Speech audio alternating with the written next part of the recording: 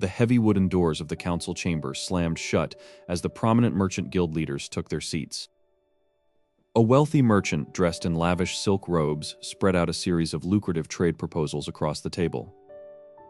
The guild proposed an immediate monopoly on Border Town's resource distribution in exchange for gold and regular supply lines. Prince Roland listened quietly while rubbing his temples, immediately recognizing the predatory nature of their terms. Without hesitating, the prince pushed the papers back toward the merchants and flatly rejected their opportunistic offers. The merchant representatives gasped in unison, completely taken aback by his absolute refusal to compromise. Roland made it clear that Border Town would maintain full autonomy over its production and would never rely on external exploitation. The defeated merchants gathered their documents in silence and quickly scurried out of the castle gates. With the political distractions out of the way, Roland immediately returned to his private engineering workshop. He unrolled a massive set of blueprints detailing the intricate aerodynamics of early flight machinery. His primary focus was to advance military aviation through pure scientific principles rather than magical shortcuts. Roland knew that a military reliant solely on magic would always be limited by the number of witches available. To build a truly lasting empire, the foundational technology had to be mass-producible by ordinary human beings. He began modifying the wing profiles on his drafts to maximize lift and stability using standard physics. However, constructing these advanced aerial frames required materials far stronger than standard medieval iron. The prince summoned Anna and Lucia, the two witches whose specific powers were vital for high-end metallurgy. Anna stepped forward with her signature green fire dancing slightly above her fingertips, ready for instructions. Lucia stood beside her, her eyes scanning the complex charts and chemical element symbols written on the board. Roland explained that they needed to conduct a systematic series of experiments to isolate hyper-resilient iron alloys. The goal was to precisely control temperature and composition, mixing specific elements in exact ratios. Anna nodded enthusiastically, understanding that her ability to manipulate high-temperature flames was the key to this process. Lucia prepared her unique perception magic to analyze the atomic purity and structural flaws of the metal samples. The first trial began as Anna directed her intense green fire directly onto the base of the heavy ceramic crucible. The raw iron inside quickly melted into a glowing, bubbling liquid under the extraordinary heat of her magic. Roland carefully added measured amounts of carbon to the mixture, documenting the exact time of the reaction. After the metal cooled, Lucia placed her hands on the solid sample to inspect its internal crystalline structure. She reported that the carbon distribution was highly uneven, resulting in pockets of dangerous brittleness. Roland recorded the failed result without dismay, knowing that true scientific discovery required endless persistence. They adjusted the stirring frequency and began the second smelting trial immediately. Hour after hour passed, as the trio worked tirelessly, turning the laboratory into a hub of non-stop innovation. By early morning, dozens of tested metal bars sat neatly arranged on the long wooden workbenches. Lucia picked up sample number 42 and activated her perception magic one more time. Her face lit up with absolute joy as she detected a perfectly uniform internal matrix with 0 microfractures. Roland took the metal bar and struck it heavily with a heavy iron hammer to test its structural resilience. A ringing, clear metallic chime echoed through the room, leaving the sample completely unblemished and unbent. They had finally isolated the hyper-resilient iron alloy required to build lightweight yet ultra-strong aircraft frames.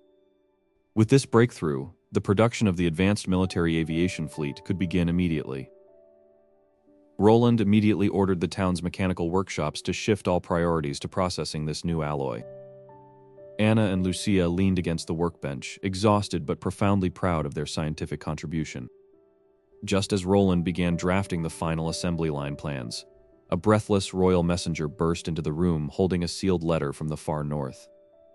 Prince Roland tore open the sealed northern letter while the messenger stood panting heavily in the center of the study. The message contained urgent updates from his sister Princess Tilly, who had just received his detailed mechanical sketches in her faraway palace. Hundreds of miles away, in a vast hidden archive, Princess Tilly spread the lifelike drawings of Border Town across a massive oak table. She ran her delicate fingers over the intricate lines of the industrial machinery, marveling at her brother's sudden and inexplicable engineering genius. Her keen intellect instantly recognized that these non-magical inventions could fundamentally shift the balance of power across the entire kingdom. Seeking to understand the true context of these developments, Tilly reached for a heavy, dust-covered historical tome sitting at the bottom of a locked chest. As she blew away the thick layer of dust, the fading gold lettering on the cover revealed records from exactly 400 years ago. The ancient texts detailed a catastrophic and forgotten war fought between humanity and a terrifying race of non-human creatures known as devils. According to the records, these monstrous entities possessed overwhelming strength and advanced weapons that decimated entire human armies within days.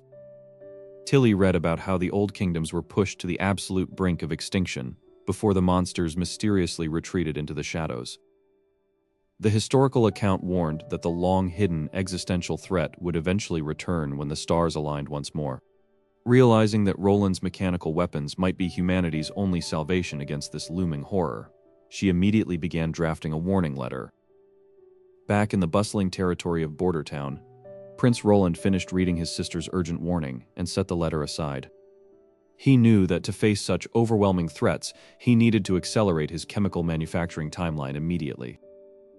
His immediate military objective required the mass production of next-generation explosives, which was currently bottlenecked by a lack of raw materials.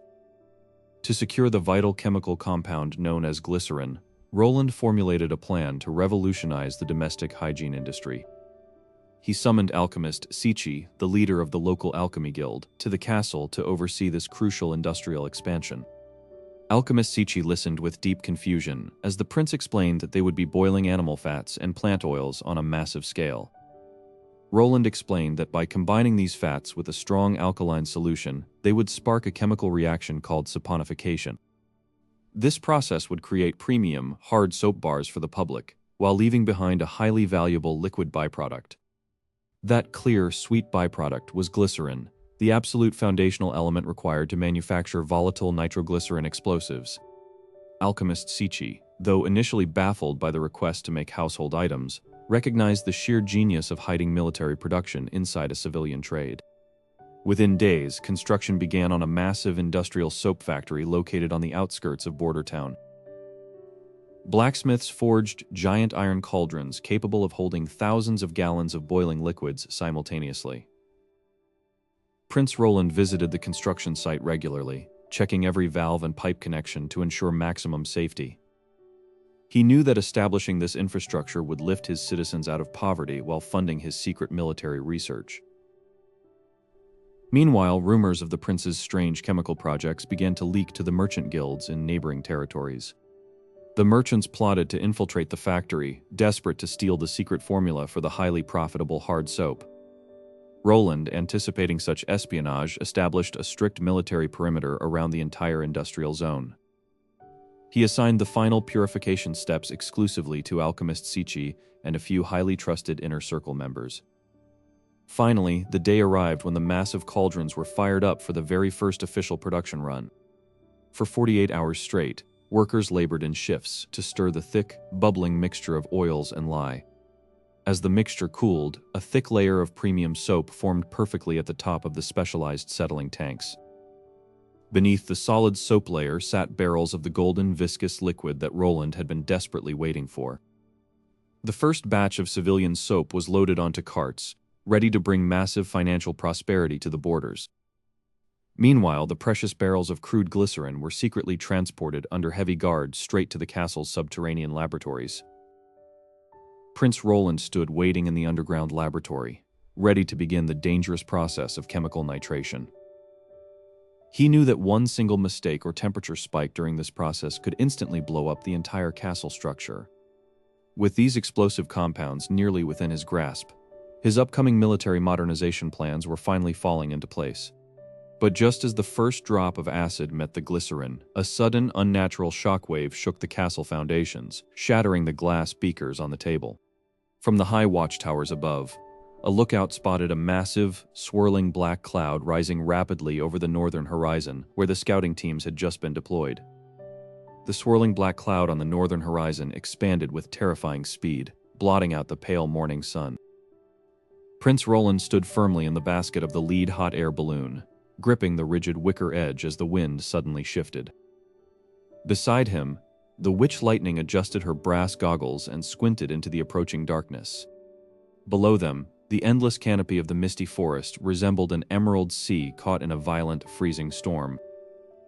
The hot air balloon fleet maintained a tight, defensive V formation as they drifted deeper into enemy territory. Roland raised his heavy brass telescope, aiming it directly at the heart of the anomalous black mist. The dark cloud was not made of vapor, but comprised hundreds of leathery-winged monstrous creatures. Riding atop these grotesque hybrid beasts were fearsome, armored figures wielding long, jagged obsidian spears. Roland lowered his telescope and immediately pulled the mechanical lever to ignite the primary backup burner. The roaring flames blasted upward into the nylon envelope, forcing the balloon to ascend rapidly. The flying devils let out a synchronized, blood-curdling screech that echoed across the high altitude.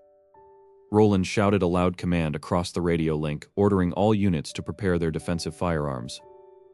The First Army soldiers stationed in the supporting balloons hurriedly cocked their newly manufactured bolt-action rifles. The first wave of flying devils dove downward like a flock of ravenous black eagles targeting their prey. Roland gripped his personal, custom-made revolver and aimed steadily at the leading beast's chest.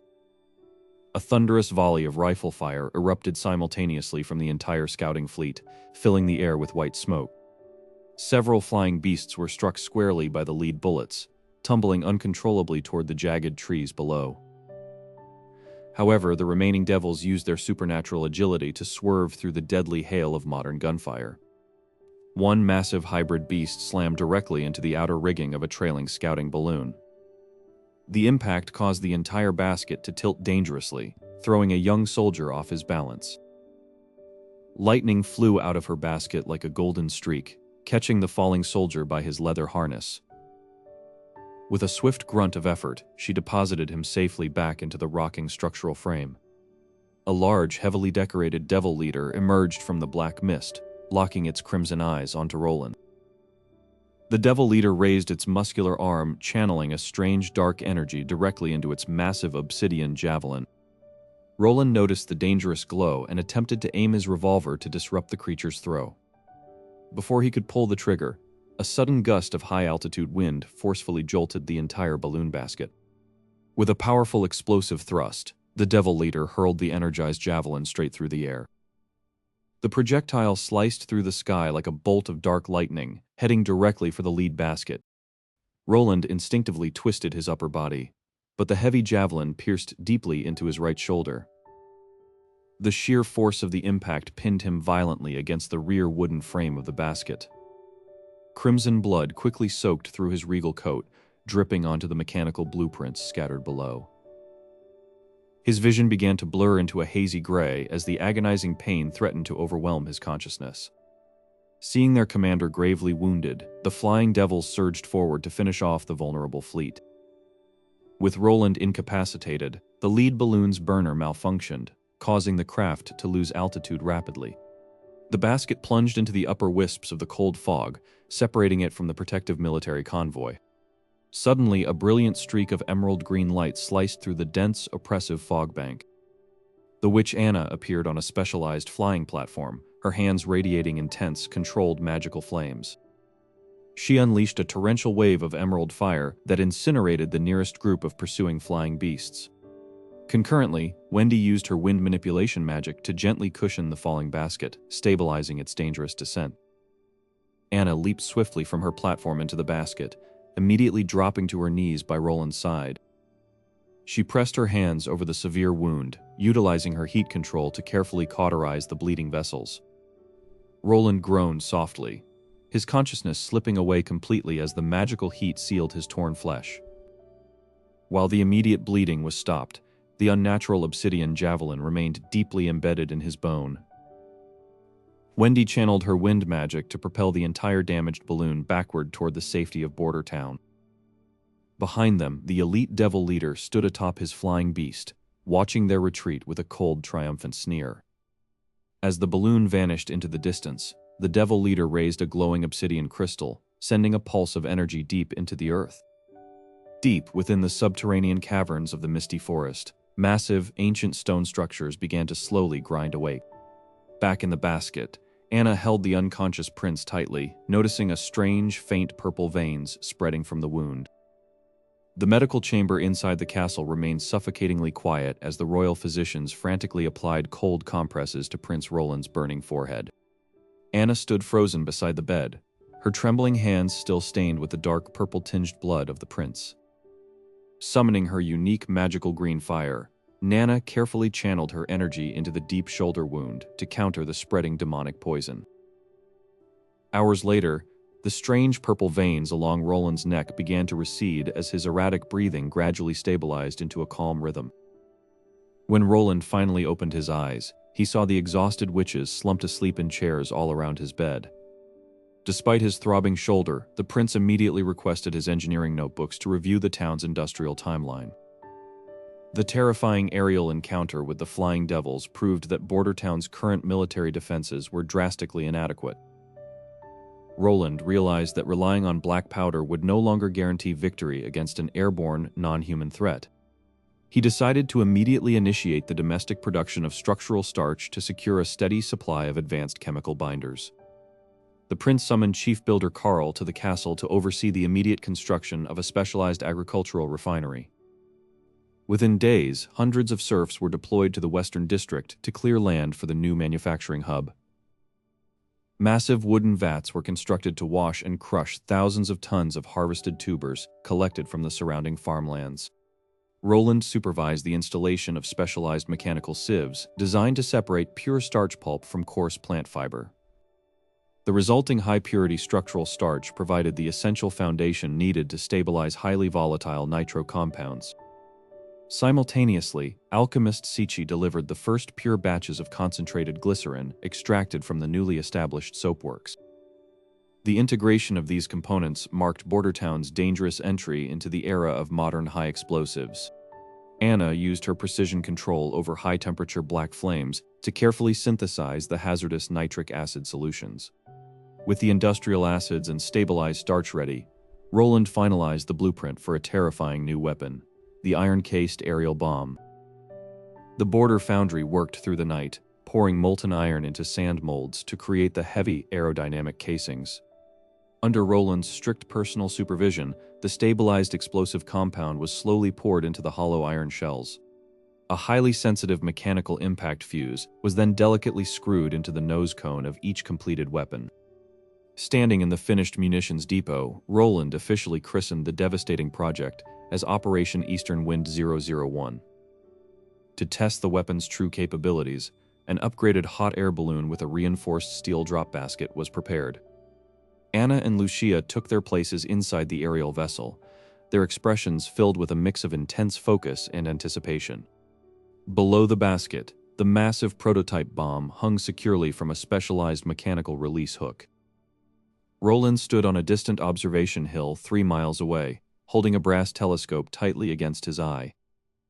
The target area in the barren valley was marked by a simulated stone fortress layout built by the construction team.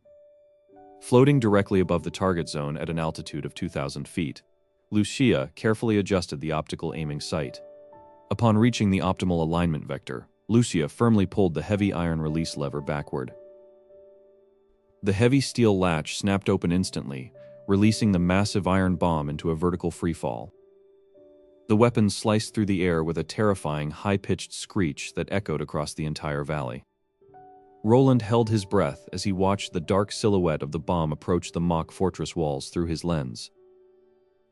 The exact moment the nose cone impacted the central stone tower, an apocalyptic flash of brilliant white light consumed the target.